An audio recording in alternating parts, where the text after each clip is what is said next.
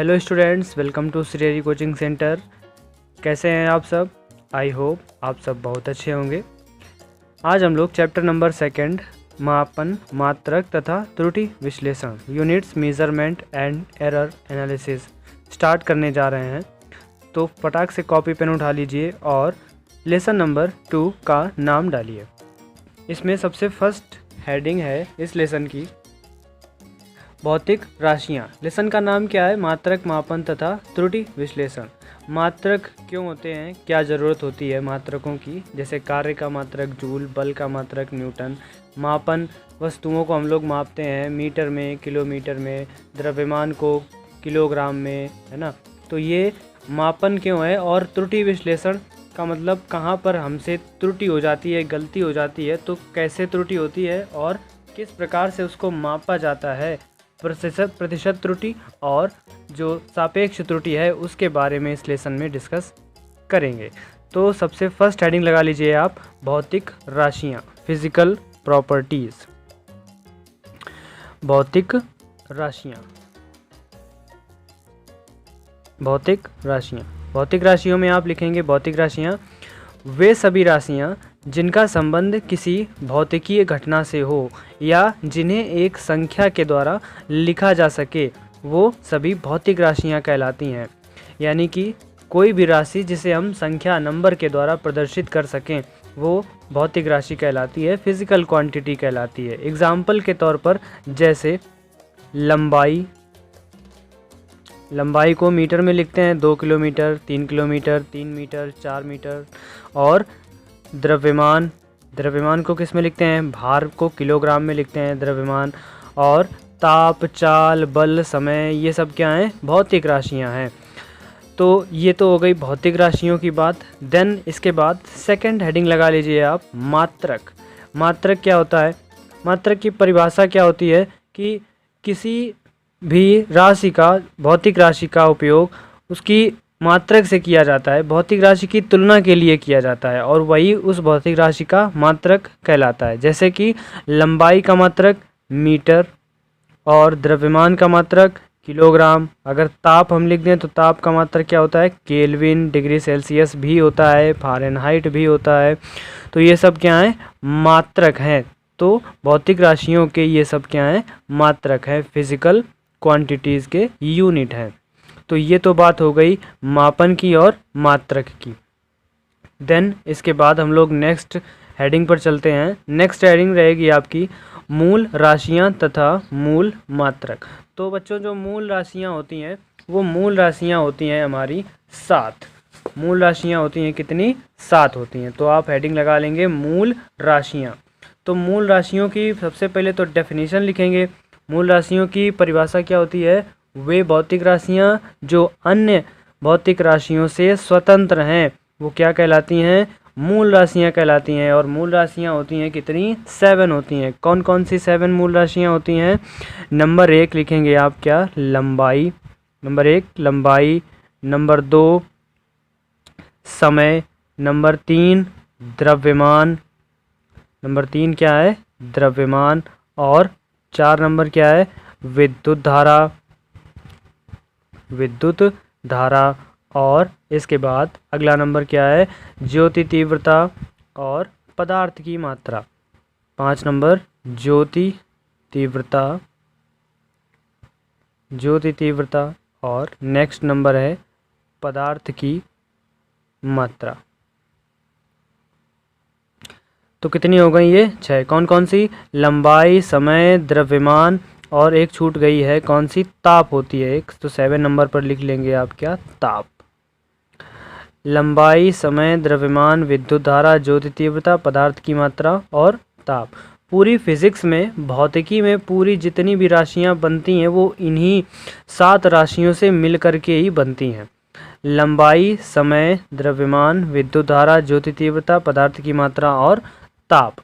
तो लंबाई का मात्रक होता है मीटर, समय का मात्रक सेकंड, ये लिखेंगे आप नीचे। लंबाई का मात्रक कॉलम बना लेंगे, कॉलम में लिखेंगे इधर लंबाई, एक तरफ लिख लेंगे राशियां और दूसरी तरफ लिख लेंगे मात्रक। तो लंबाई का मात्रक क्या लिखेंगे? मीटर। और समय का मात्रक क्या लिखेंगे, सेकंड।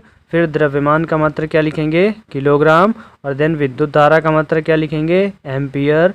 और ज्योति तीव्रता का मात्रक होता है, ज्योति तीव्रता का मात्रक कैंडेला। ज्योति तीव्रता का मात्रक होता है कैंडेला। ये नया होगा आपके लिए, बाकी सब तो पढ़ रखा है 10th में।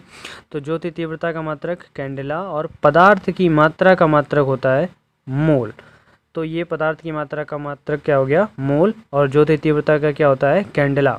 और ताप, ताप का मात्रक क्या होता है, केल्विन। ये एसआई मात्रक की बात कर रहे हैं हम लोग, तो केल्विन। अभी जानेंगे एसआई क्या होता है। तो केल्विन मात्रक होता है किसका, ताप का।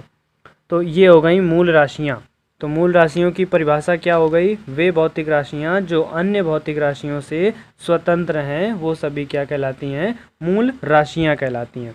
और मूल मात्रक की भी परिभाषा लिख लेंगे, मूल मात्रक की हेडिंग लगाइए। और मूल मात्रक की परिभाषा में क्या लिखेंगे आप, मूल राशियों को व्यक्त करने के लिए प्रयुक्त मात्रकों को मूल मात्रक कहते हैं। यानी मूल जो राशियाँ हैं उनको जिस यूनिट में लिखते हैं वही क्या कहलाते हैं, मूल मात्रक। और ये अन्य मात्रकों से स्वतंत्र होते हैं, किन्हीं भी इनमें दूसरे मात्रक की ज़रूरत नहीं पड़ती है।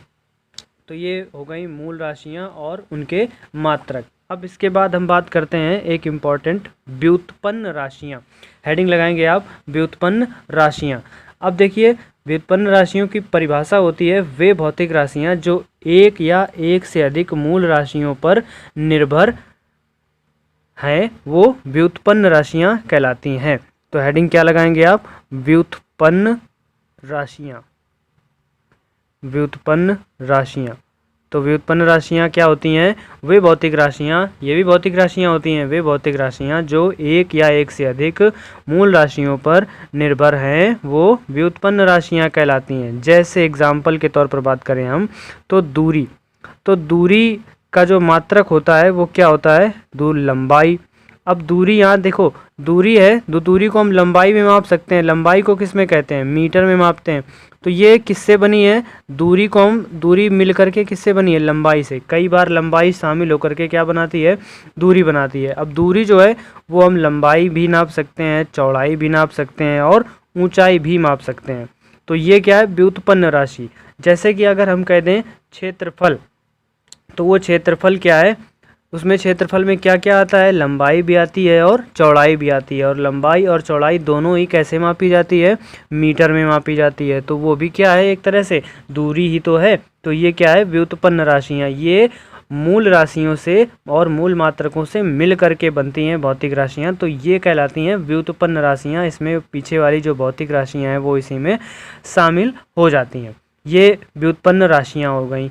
तो देन इसके बाद नेक्स्ट हेडिंग लगाएंगे आप, व्युत्पन्न मात्रक। व्युत्पन्न मात्रक हेडिंग लगाएंगे। व्युत्पन्न मात्रक में क्या लिखेंगे, व्युत्पन्न और इसके बाद मात्रक। तो व्युत्पन्न मात्रक में क्या लिखेंगे, वे मात्रक जो दो या दो से अधिक मूल मात्रकों से प्राप्त होते हैं वो क्या कहलाते हैं, व्युत्पन्न मात्रक कहलाते हैं। जैसे कि बल का मात्रक, बल का मात्रक क्या होता है, न्यूटन। बल का मात्रक न्यूटन। और कार्य का मात्रक क्या होता है, जूल। ठीक, अब ये न्यूटन है, इसकी जगह हम और भी कुछ कह सकते हैं। ये किसका मात्रक है, बल का। बल यफ होता है। अब यफ बराबर फॉर्मूला क्या होता है, यम ए। तो यम क्या होता है, द्रव्यमान। और ए क्या होता है, त्वरण। इससे ये कहीं मैं कुछ भी मैच कर रहा है, नहीं मैच कर रहा है। जबकि मात्रक ये भी वही है बल का और ये भी वही बल का है।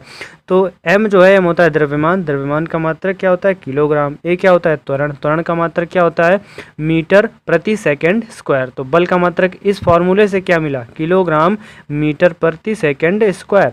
और यहाँ से क्या है, न्यूटन। तो ये इससे मिला हुआ है, तो ये क्या कहा जाएगा, व्युत्पन्न मात्रक कहा जाएगा। तो ये होगी बात व्युत्पन्न मात्रकों की। अब देखते हैं मात्रकों की पद्धतियाँ, मापन की पद्धतियाँ। मापन की पद्धतियाँ होती हैं चार मापन की पद्धतियाँ होती हैं। कौन कौन सी, एक सीजीएस पद्धति, दूसरी एमकेएस पद्धति और तीसरी एफपीएस पद्धति और चौथी होती है एसआई पद्धति, यानी कि system of international D units. तो बात करते हैं हम लोग मात्रकों की पद्धतियों की। तो हेडिंग लगा लेंगे आप, मात्रकों की पद्धतियाँ, मात्रकों की पद्धतियाँ। इसमें क्या लिखेंगे, मात्रकों की 4 पद्धतियाँ होती हैं। कौन कौन सी 4 पद्धतियाँ होती हैं? एक CGS, दूसरी MKS, तीसरी FPS और चौथी होती है SI। तो CGS जो होती है इसमें C से मतलब है सेंटीमीटर, G से मतलब है ग्राम और S से मतलब है सेकंड। और ये जो MKS है इसमें M से मतलब है मीटर, K से मतलब है किलोग्राम और S से मतलब है सेकंड। FPS जो है इसमें F से मतलब है फुट और P से मतलब है पाउंड और S से मतलब है सेकंड। और जो SI है इसका फुल फॉर्म होता है system of international D units, ये इसका फुल फॉर्म होता है। तो हम लोग जो ज़्यादा, अब देखिए यहाँ पर C से मतलब क्या है सेंटीमीटर, मतलब लंबाई को हम काय में मापेंगे? सेंटीमीटर में। किस में? CGS पद्धति में। और MKS में काय में मापेंगे? मीटर में मापेंगे। और FPS में काय में मापेंगे? फुट में मापेंगे। ऐसे ही अगर हम द्रव्यमान की बात करें तो CGS में द्रव्यमान को काय में मापेंगे? ग्राम में। और MKS में किस में मापेंगे? किलोग्राम में। और FPS में किस में मापेंगे? पाउंड में मापेंगे। तो इसी प्रकार जो SI है वो SI और MKS ये दोनों लगभग सेम होती हैं। MKS भारत में प्रयोग की जाती है, बाकी ये जो दूसरी CGS और FPS है, जो CGS है ये फ्रांस में यूज़ की जाती थी, तो ये फ्रेंच सिस्टम कहा जाता है इसको CGS में। और जो FPS है ये ब्रिटिश सिस्टम है, इसे अंग्रेज लोग प्रयोग करते थे।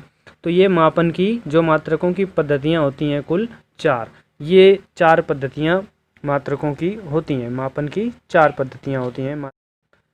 तो इस वीडियो में इतना ही। अब इसके बाद नेक्स्ट वीडियो में हम लोग पढ़ेंगे निरपेक्ष, सापेक्ष एवं प्रतिशत त्रुटि, जो कि न्यूमेरिकल बेस्ड होगा। इसी से क्वेश्चन सॉल्व होते हैं इस लेसन में। तो स्टे ट्यून, अपडेट रहें, नेक्स्ट वीडियो जल्द ही आएगा। Okay, bye bye, take care. अगर वीडियो को लाइक नहीं किया है तो वीडियो को लाइक करें, और अगर चैनल पर आप पहली बार आए हैं तो चैनल को सब्सक्राइब ज़रूर करें। Thank you.